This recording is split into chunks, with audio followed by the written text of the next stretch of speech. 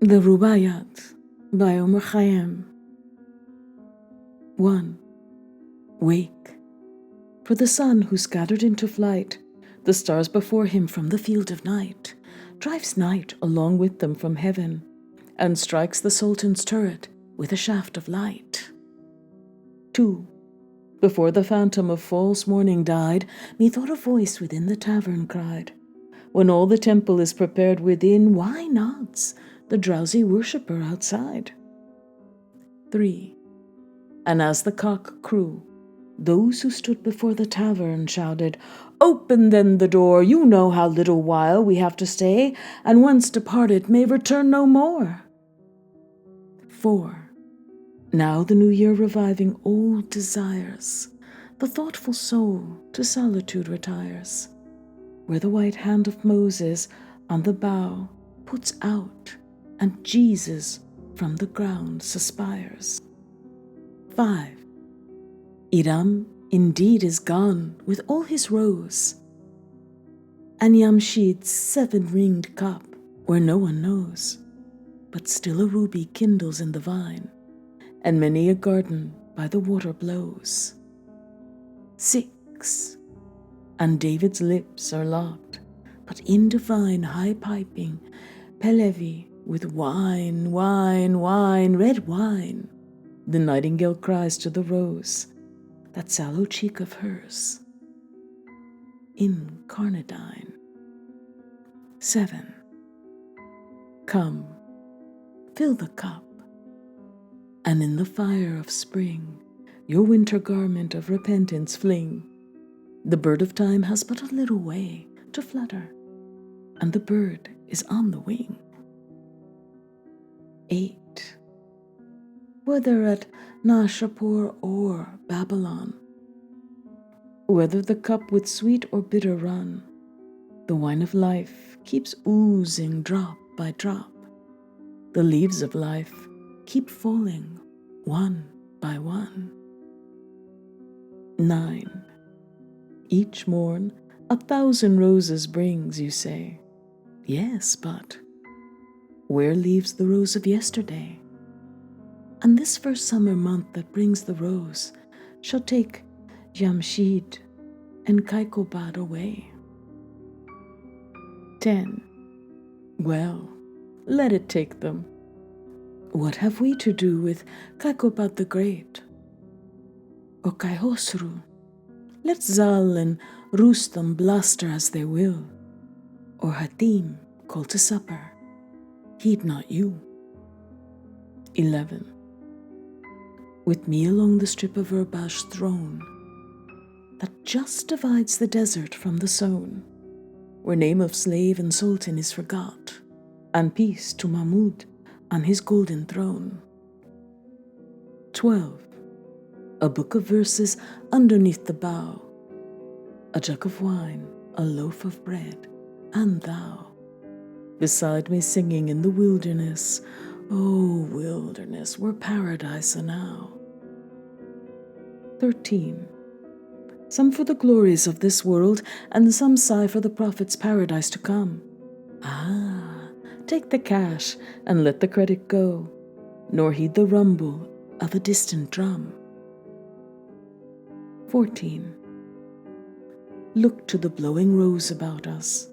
Lo, laughing, she says, into the world I blow, and once the silken tassel of my purse tear, and its treasure on the garden throw. 15. And those who husbanded the golden grain, and those who flung it to the winds like rain, alike to no such aureate earth are turned, as buried once, men want dug up again. 16. The worldly hope men set their hearts upon turns ashes or it prospers, and anon, like snow upon the desert's dusty face, lighting a little hour or two, is gone. 17. Think, in this battered caravanserai, whose portals are alternate night and day, how sultan after sultan with his pomp abode his destined hour, and went his way. 18. They say the lion and the lizard keep the courts, where Yamshid gloried and drank deep, and Bahram, that great hunter, the wild ass, stamps o'er his head, but cannot break his sleep. 19. I sometimes think that never blows so red the roses where some buried Caesar bled, that every hyacinth the garden wears dropped in her lap from some once lovely head. 20. And this reviving herb whose tender green fledges the river lip on which we lean, lean upon it lightly, for who knows from what once lovely lip it springs unseen. 21.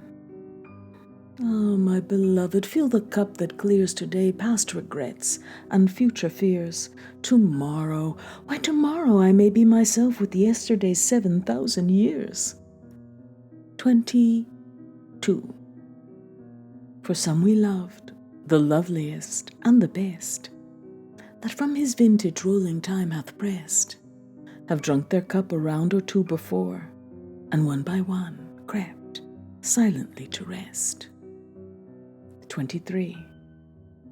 And we, that now make merry in the room they left, and some addresses in new bloom ourselves must we beneath the couch of earth descend, ourselves to make a couch. For whom? 24. Make the most of what we yet may spend, before we too into the dust descend, dust into dust, and under dust lie sans wine, sans song, sans singer, and sans end. 25. Alike for those who for today prepare, and those that after some tomorrow stare. Amusing, from the tower of darkness cries, Fools, your reward is neither here nor there. 26. Why, all the saints and sages who discussed of the two worlds so wisely, they are thrust, like foolish prophets, forth. Their words to scorn are scattered, and their mouths are stopped with dust. 27. Myself, when young, did eagerly frequent doctor and saint, and heard great argument about it and about but evermore came out by the same door wherein I went. 28. With them the seed of wisdom did I sow, and with mine own hand wrought to make it grow. And this was all the harvest that I reaped. I came like water, and like wind I go. 29. Into this universe, and why not knowing, nor whence, like water willy-nilly flowing, and out of it as wind along the waste, I know not whither willy-nilly blowing. 30. What, without asking, hither hurried whence, and without asking, whither hurried hence? Oh, many a cup of this forbidden wine must drown the memory of that insolence. 31. Up from earth's center, through the seventh gate, rose, and on the throne of Saturn sate, and many a knot unravelled by the road, but not the master knot of human fate. 33. There was the door to which I found no key. There was the veil through which I might not see. Some little talk a while of me and thee. There was, and then no more of thee and me. 33. Earth could not answer, nor the seas that mourn in flowing purple of their Lord forlorn, nor rolling heaven with all his signs revealed, and hidden by the sleeve of night and morn. 34. Then, of the thee and me works behind the veil, I lifted up my hands to find a lamp amid the darkness, and I heard, as from without, the me within thee blind. 35. Then to the lip of this poor earthen urn I leaned, the secret of my life to learn, and lip to lip it murmured, while you live, drink, for once dead you shall never return. 36. I think the vessel that with fugitive articulation answered, once did live, and drink, and the passive lip I kissed, how many kisses might it take and give? 37. For I remember stopping by the way to watch a potter thumping his wet clay, and with its all obliterated tongue, it murmured, gently, brother, gently, pray. 38. And has not such a story from of old down man's successive generations rolled, of such a clod of saturated earth cast by the Maker into human mold? 39. And not a drop that from our cups we throw for earth to drink of, but may steal below to quench the fire of anguish in some eye there hidden, far beneath and long ago. 40.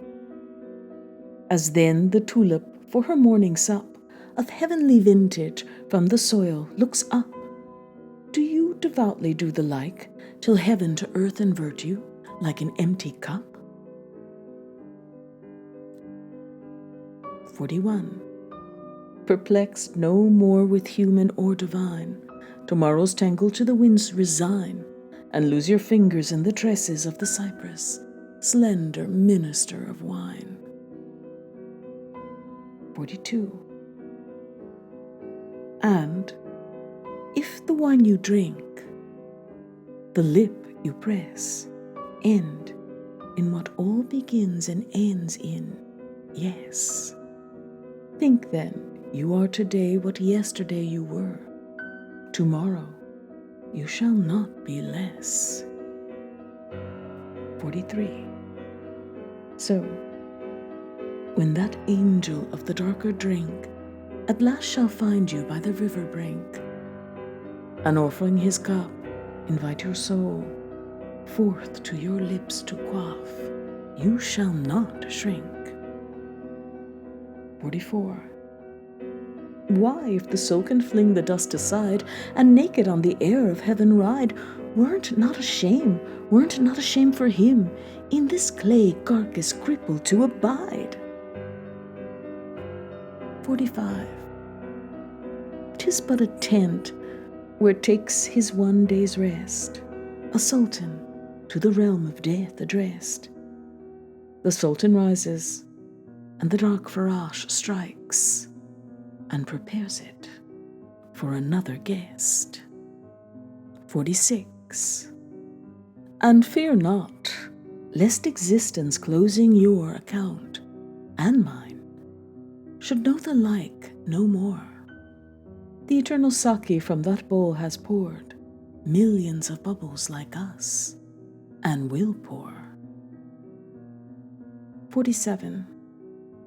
When you and I behind the veil are past, oh, but the long, long while the world shall last, which of our coming and departure heeds, as the sea's self should heed a pebble cast. 48. A moment's halt, a momentary taste of being from the well amid the waste, and lo, the phantom caravan has reached the nothing it set out from. Oh, make haste. 49. Would you that spangle of existence spend about the secret? Quick about it, friend. A hair perhaps divides the false and true, and upon what, prithee, may life depend? 50. A hair perhaps divides the false and true, yes, and a single aleph were the clue. Could you but find it, to the treasure house, and peradventure to the master too. 51. Whose secret presence, through creation's veins, running quicksilver-like, eludes your pains, taking all shapes from Ma to Mahi, and they change and perish all, but he remains. 52. A moment guessed, then back behind the fold, immersed of darkness round the drama rolled, which, for the pastime of eternity, he doth himself contrive, and act, behold. 53.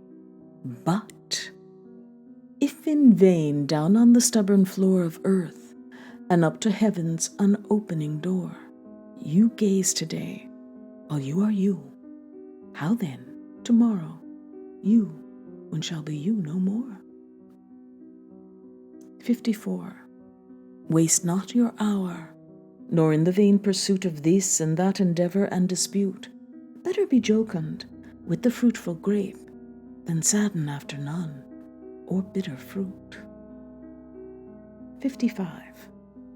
You know, my friends, with what a brave carouse I made a second marriage in my house, divorced old barren reason from my bed, and took the daughter of the vine to spouse. 56. For is, and is not, though with rule and line, and up and down by logic I define, of all that one should care to fathom, was never deep in anything but wine. 57. But my computations, people say, reduce the year to better reckoning. Nay, 'twas only striking from the calendar unborn tomorrow, and dead yesterday. 58. And lately, by the tavern door agape, came shining through the dusk an angel shape, bearing a vessel on his shoulder, and he bid me taste of it, and 'twas the grape. 59. The grape that can with logic absolute the 72 jarring sex confute, the sovereign alchemist that in a trice life's leaden metal into gold transmute. 60. The mighty Mahmud, Allah-breathing Lord, that all the misbelieving and black horde of fears and sorrows that infest the soul scatters before him with his whirlwind sword. 61. Why, be this juice the growth of God, who dare blaspheme the twisted tendril as a snare? A blessing, we should use it, should we not? And if a curse, why then, who said it there? 62. I must abjure the balm of life. I must, scared by some after-reckoning taken on trust, or lured with hope of some diviner drink, to fill the cup when crumbled into dust. 63. Oh, threats of hell and hopes of paradise, one thing at least is certain, that life flies. One thing is certain, and the rest is lies. The flower that once has blown forever dies. 64.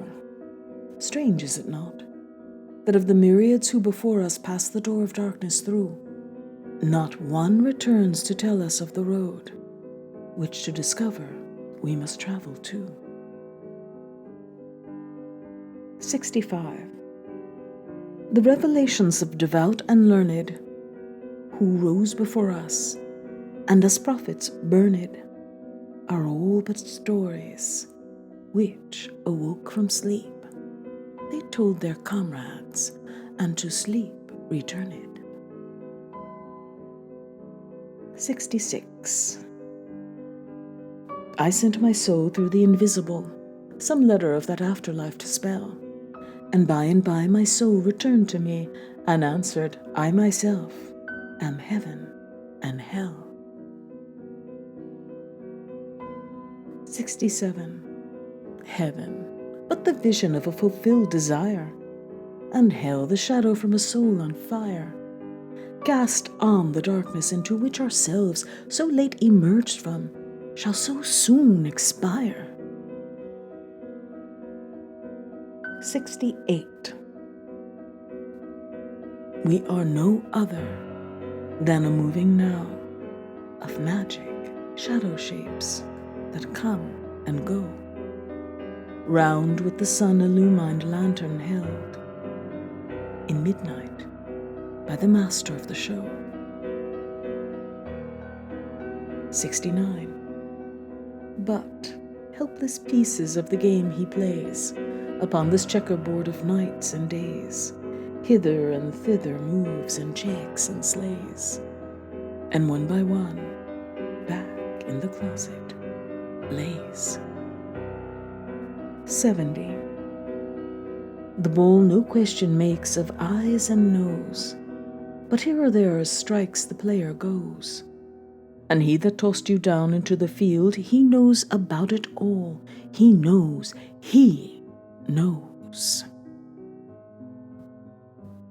71. The moving finger writes, and having writ, moves on, nor all your piety nor wit shall lure it back to cancel half a line, nor all your tears wash out a word of it. 72. And that inverted bowl they call the sky, whereunder crawling cooped we live and die, lift not your hands to it for help, for it as impotently moves as you or I. 73. With earth's first clay they did the last man knead, and there of that last harvest sowed the seed, and the first morning of creation wrote what the last dawn of reckoning shall read.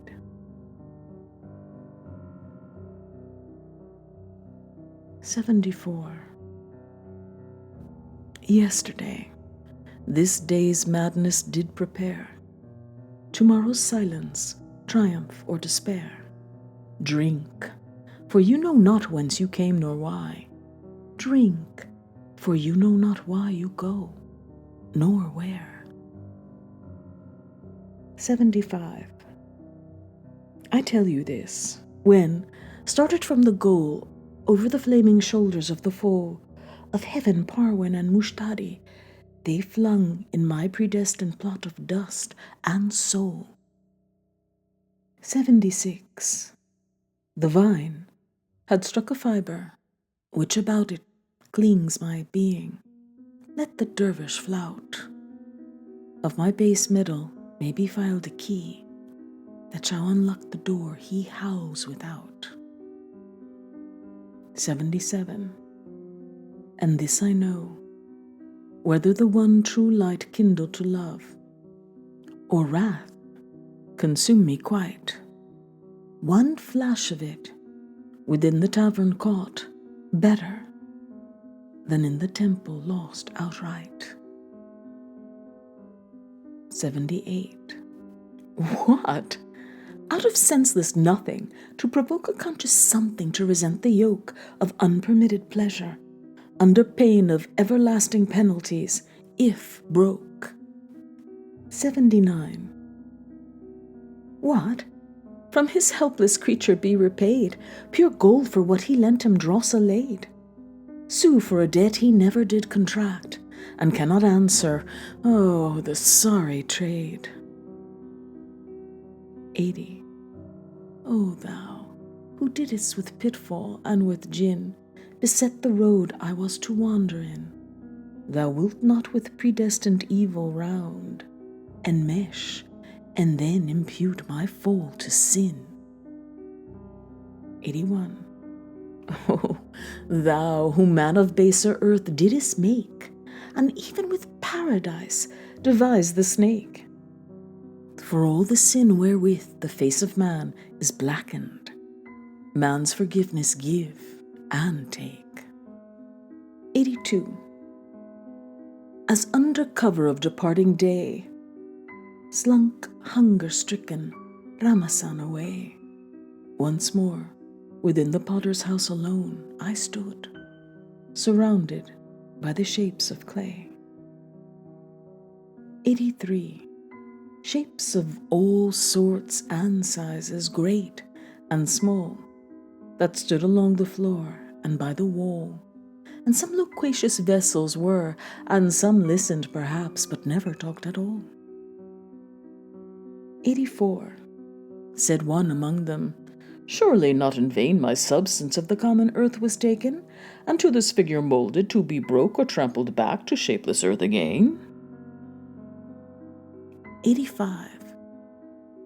Then said a second, "Nay, a peevish boy would break the bowl from which he drank in joy, and he that with his hand the vessel made will surely not in after wrath destroy." 86. After a momentary silence, spake some vessel of a more ungainly make. "They sneer at me for leaning all awry. What? Did the hand then of the potter shake?"